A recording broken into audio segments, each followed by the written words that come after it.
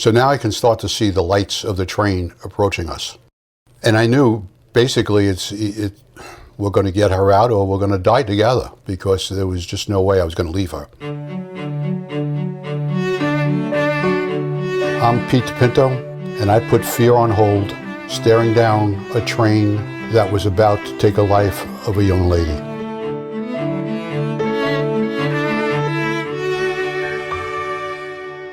This story takes place in Brookhaven, New York. It is the largest town on Long Island and sits just 50 miles east of Manhattan. But on this October day, all was quiet at the Pinto household. Until it wasn't. It was a warm Tuesday, a typical day. In fact, as I was finished mowing the lawn, my wife called me over and told me to look up at the clouds, and she said, "It looks like two angels up there." I said, "It's probably your mom and dad looking down at us." About 10 o'clock, I was sitting in bed reading. My wife was also reading. And about 10:15, I heard a distinct noise. The DePintos live about a third of a mile from a train crossing. They were used to hearing diesel-powered locomotives rumbling past. But this was a different sound. This was the sound of crunching metal. I got out of bed, grabbed my flashlight, put my sneakers on. And for the first time, at that time, in 35 years, my wife said, "I'm going with you." I said, "All right, let's go." So we both ran out of the house, jumped in the car, and drove around the corner. And as I turned the corner onto Arthur Avenue, now seeing a car at the intersection of Montauk and Arthur Avenue. And its hood was all banged up, so I drove up there. And at that time, I told my wife, "Listen, fire department is going to be coming. Get out of your side and turn the car around so we can get out of here before we're trapped and we're going to have to stay until the end." I ran up to the lady, then I said, "Are you okay?" And she started talking about, "It's my fault, it's my fault. I hit the car." "What are you talking about?" She goes, I hit the car. I don't know what happened to it. I don't know where it is." Pete DePinto did not see a second car, the one the woman said she had hit. Fortunately, Pete's wife Laura, who had decided to go with him this time, looked down the tracks. And at that time, my wife got out of the car and walked up towards the tracks to go around the car, and she yelled at me. She goes, "Pete, the other car is down the tracks." So I told my wife, "Take this young lady and bring her to our car. So this way she's safe." Because there was no blood or anything there. She was just shaken up. So I ran down about 100 feet, pitch dark on the tracks. I just had my flashlight, and I'm running down. And as I'm getting closer to the car, I see that her driver's door was totally demolished. And her driver's side airbag and front airbags were deployed. I banged on the window. I said, "Are you okay? Are you okay?" She goes, I don't know what happened. I don't know what happened. I don't know where I am." The driver of that second vehicle was 43-year-old Janice Esposito of nearby Holbrook, New York. She was on her way home after visiting her mother, who just had surgery. She decided to go through Brookhaven. It was dark when she approached the train crossing at the intersection of Montauk Highway and Arthur Avenue. Here is Janice. I'm coming up to Arthur Avenue and just trying to figure out, do I want to go left or right, which way to go home to the family. And, I just saw the car coming down kind of fast. She just kind of swerved and it's like, oh God, she's about to hit. She hit the car and I knew I went backwards, but I thought I was on the shoulder. Janice was disoriented. Her airbag had deployed, and she had no idea her minivan was in the middle of the tracks. Pete describes what happened next. At that point, I heard the sound of a train leaving the Bellport station, which is about half a mile away, and the gates came down at the crossing of Arthur Avenue and Montauk Highway. So I knew at that time a train was coming. So I yelled to her, I said, "We got to get you out now. You're on the tracks." Her side airbag was deployed, so it was all the way down. She couldn't see the train coming. She was dazed and confused because of the impact. So I'm sure she wasn't even hearing the bells or the whistles. Never mind looking at the lights of the train as it's approaching us. If that would have happened, I'm sure she would have panicked, and that would have created, more problems to get her out. Pete knew he had precious little time to get the driver out, but when he opened the door, he wondered, is there another passenger in here?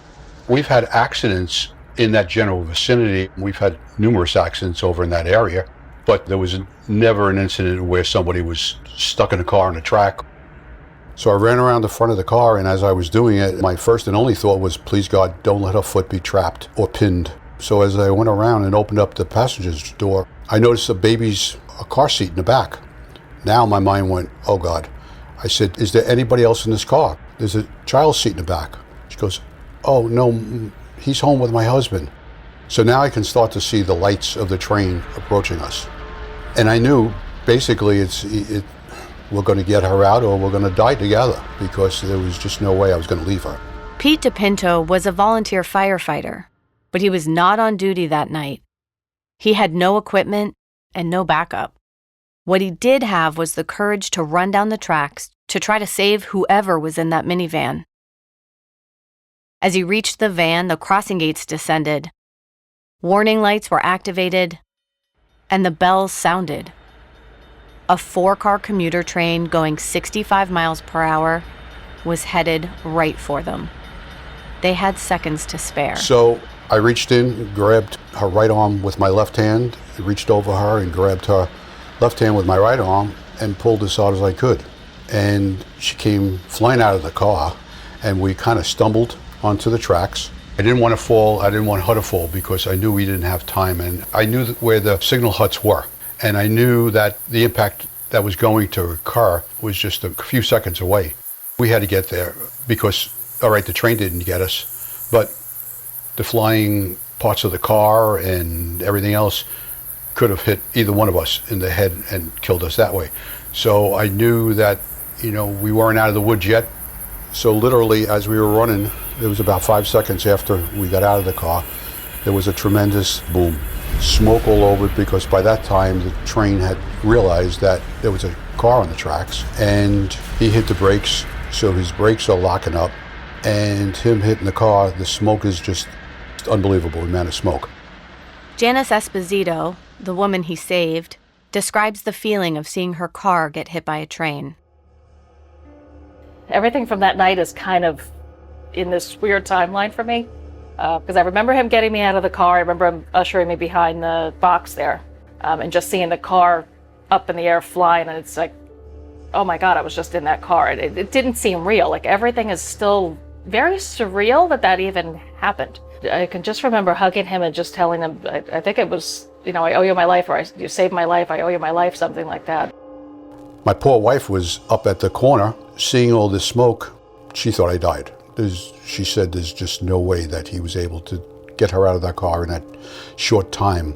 So we came around the signal huts out of the smoke, and lo and behold, my wife looked at me and almost fainted, because now seeing that I'm alive and not dead. Something told Laura to go with her husband that night, the first time she did in over 35 years. Was it the two angels she saw in the clouds earlier that day? Or were Pete and Laura the two angels, destined to save the life of a wife and mother stuck on the railroad tracks? She's the one who noticed. I was focusing on the lady who originally hit her, and she's the one who noticed that the lights was shining on Vonnie's restaurant. And that's why she yelled to me, Pete, the other car's down the track. Really, without her help, it may have taken me another minute or so to really see what was going on, because everything else was dark. In retrospect, time was of the essence that night. If I didn't get down to that car at the time I did, it might have turned out completely different. After the accident, Janice Esposito realized how close she came to never seeing her family again. When I called my brother after the crash and let him know, my car's demolished and I'm in someone else's car now, and I think I'm going to the hospital. And it was a matter of like 2 minutes. That everything changed. It's like I could have been dead. I was just in such shock at that point. The reporter the next day saying that she timed it and it was 16 seconds. I've seen the footage on YouTube. They had like a camera angle from there, and it was about 4 seconds. So it's like, we got out in 12. I can't make it to the stairs right now in 12 seconds. Forget trying to get out of a car. Luckily, Janice did not have her son in the car at the time. Pete later discovered that they had something special in common. She had at that time, a 7-year-old son, Daniel.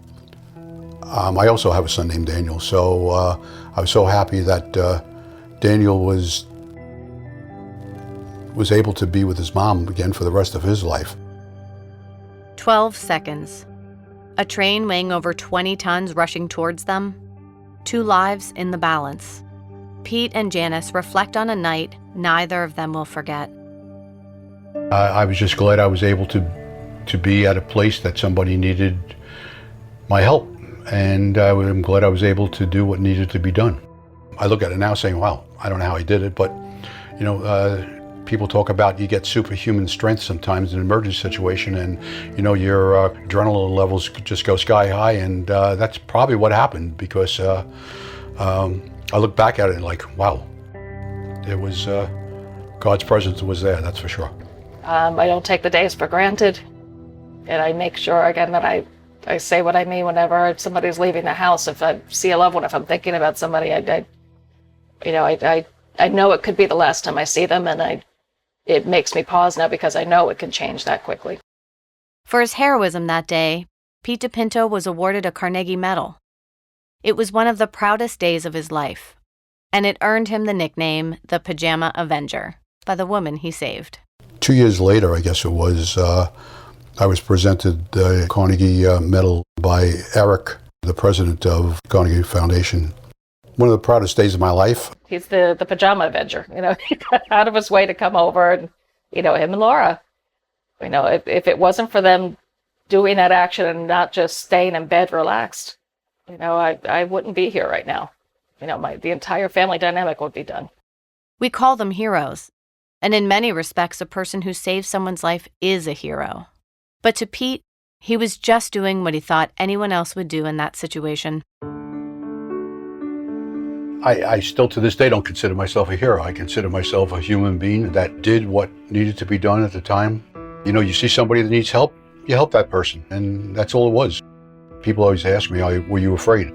To be perfectly honest, 100%, no, I had no fear in it at all. There wasn't time to be scared. Time was a factor, and I knew it was literally one chance to get her out. It was either we were going to live together or die together. I think about Janice a lot, and my wife also. We talk about it all the time. We're not family, we're not related, we're not friends, but we are linked, and I'll always thank God I had an opportunity to ensure that she has a life with her husband and son and family, and just that thought makes me very happy every day. Thank you for listening to Fear on Hold.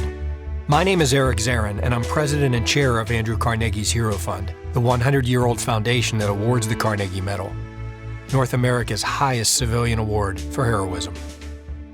As president, I get to see the nominations of heroic acts that come in from across the United States and Canada. I'm constantly amazed at the extraordinary risk people willingly take on to save others, who are often strangers. Since 1904, we've awarded the Carnegie Medal to more than 10,000 people. This podcast is just a small sample of their incredible stories. Visit us at carnegiehero.org. Subscribe to hear other stories where heroes put their fear on hold, including Claire Higgins Cooper, who at just 14 years old jumped into cold, choppy water when she saw a boat capsize. These people were not strong swimmers, and their boat was no longer acting as a vessel to keep somebody afloat. I think that's when I realized that this was a bad situation. These heroic stories are based on investigative reports made by the Carnegie Hero Fund Commission and the personal memories of medal recipients and witnesses.